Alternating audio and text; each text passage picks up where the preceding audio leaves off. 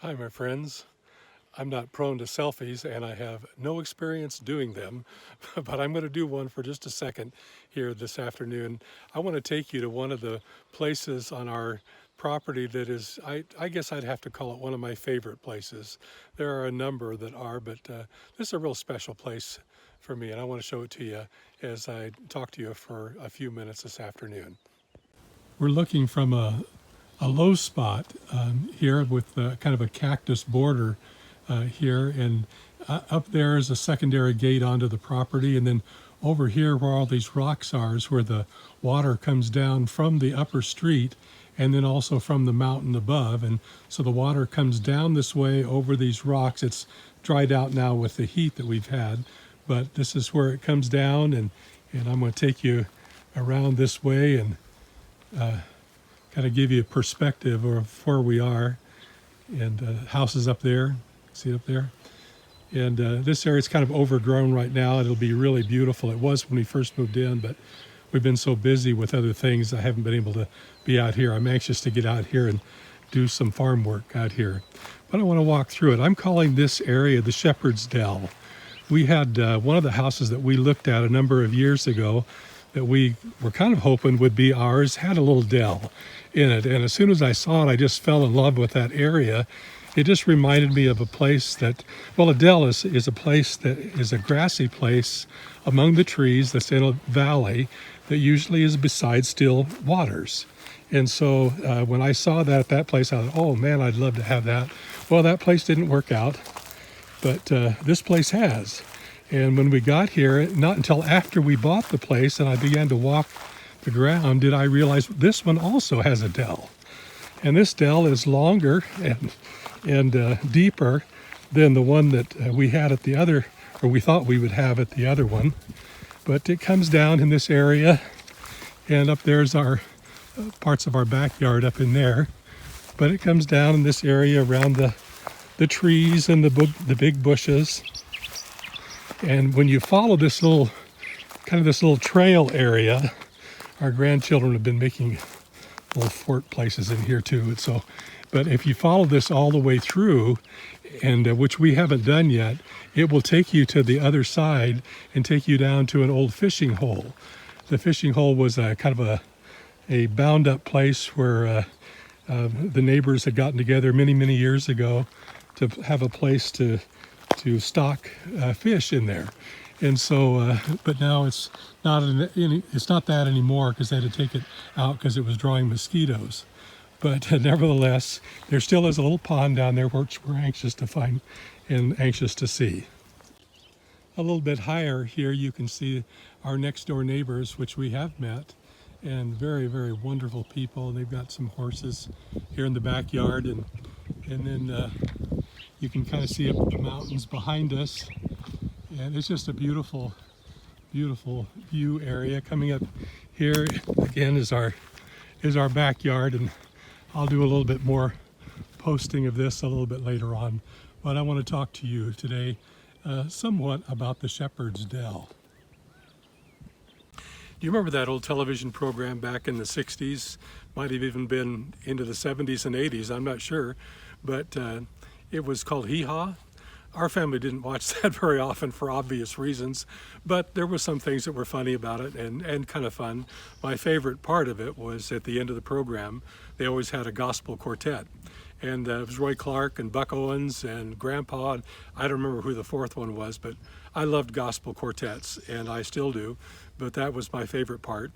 But what's really on my mind today was another part of that program that was some singing and banjo playing, and it was always this little vignette of these guys sitting around and they're in terrible distress about their lives and everything. And I remember the chorus went something like this: gloom, despair, and agony on me, deep, dark depression, excessive misery. If it weren't for bad luck, I'd have no luck at all. Gloom, despair, and agony on me. This song kind of came back to me over the last couple of months as we've been out here at the house. It just seemed like it was taking so long to get things done, and it seemed like I'd come here and I'd work all day from the early morning, usually right 6:30 in the morning, and sometimes not home till after 11 o'clock at night. And I'd work and work and work, and I'd come back the next day, and I couldn't tell that anything was done. In fact, I couldn't tell that anything was moving from the 2 weeks before. There was so much stuff underneath that had to take place. And so I remember thinking about that song. In the middle of all of that, the coronavirus hit. And it was just really, really tough. We'd heard a rumor from Hee Haw when we were looking to place a reservation for a Hee Haw that the National Guard was about ready to be called up by the governor's office, and they were going to make everybody shelter in place wherever you were, and that's where you were going to be. And so that was really, really tough for us. We were kind of halfway between two houses. We'd packed some stuff, and we'd already given our notice. We had new renters coming to the place that we were living, and yet we'd already bought this house, and we knew we couldn't afford the rent as well as a house payment. And so we were really concerned about what was going to happen during that time. And I remember Judy and I just looking at each other, and finally Judy just said, "We have to move now." And I said, "But the house isn't ready for us." And she said, "We can't get stuck between houses. We've got Mom.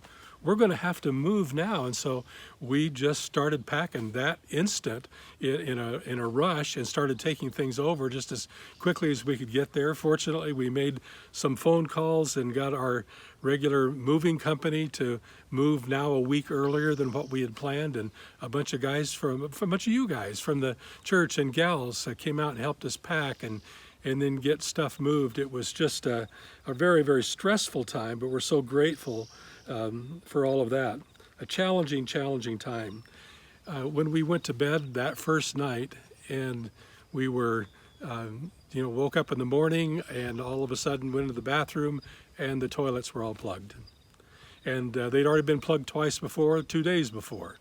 And we thought it was taken care of, but it wasn't.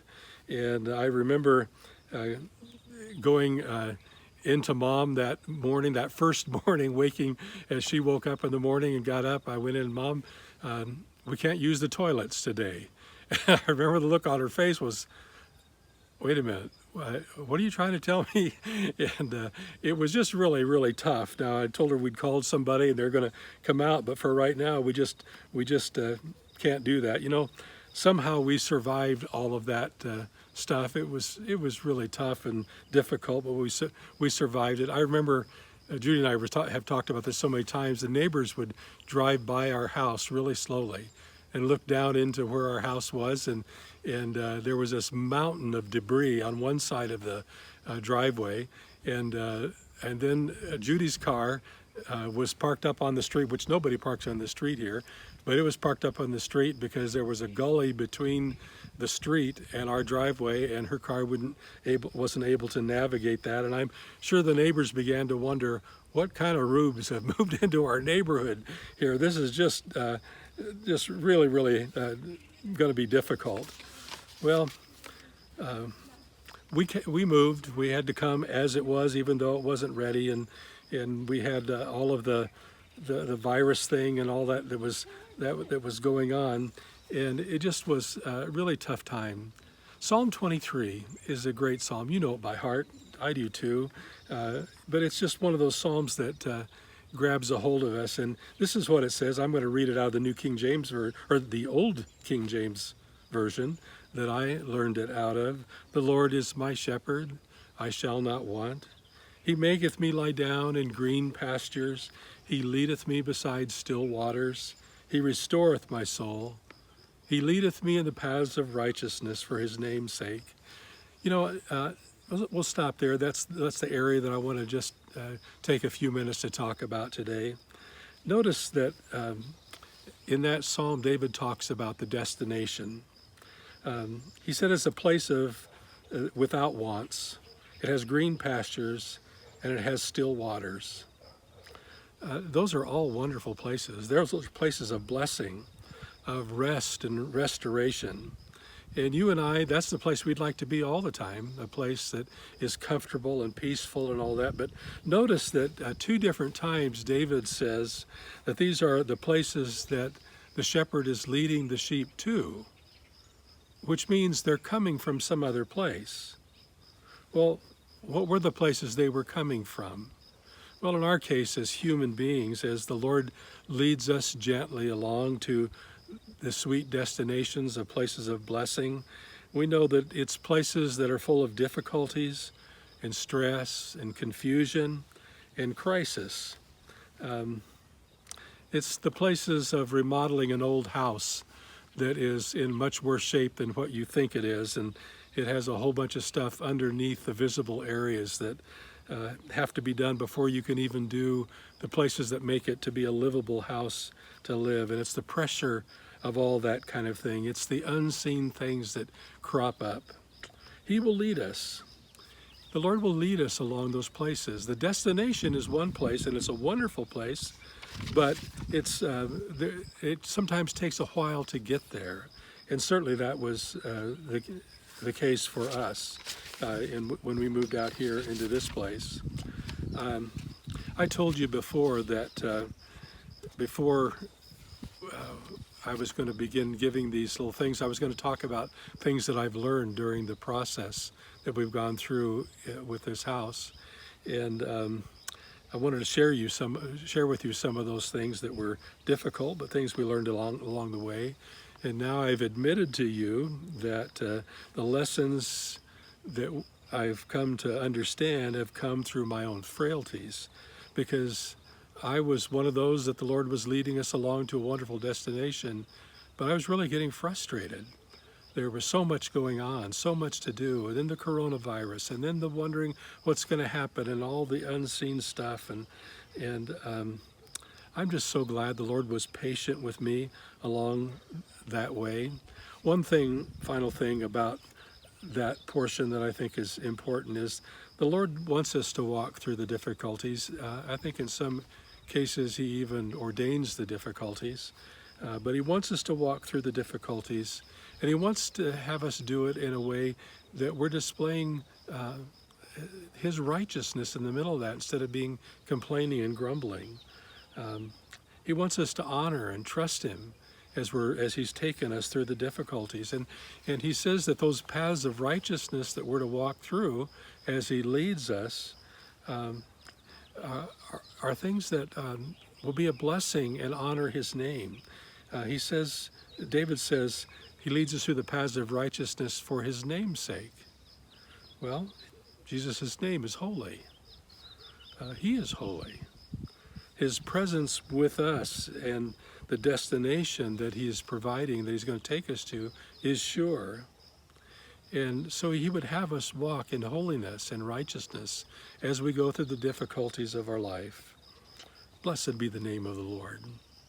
You know, on Sunday, I'm anxious to see you. We're going to be talking about the next portion of the book of Acts, and Peter, as he stands up and really takes a lead role using his gift of administration, is what I believe that he's showing us at that particular time. And so we'll be looking at that on Sunday as a very important decision needed to be made. And then on next Tuesday, I want to talk to you about going dark, or living in the dark. And so I'm anxious to talk with you then. Thanks for joining me today. God bless you. Have a wonderful day. Walk along the paths of righteousness, because your destination is sure. It's a wonderful place. God bless you. Bye-bye.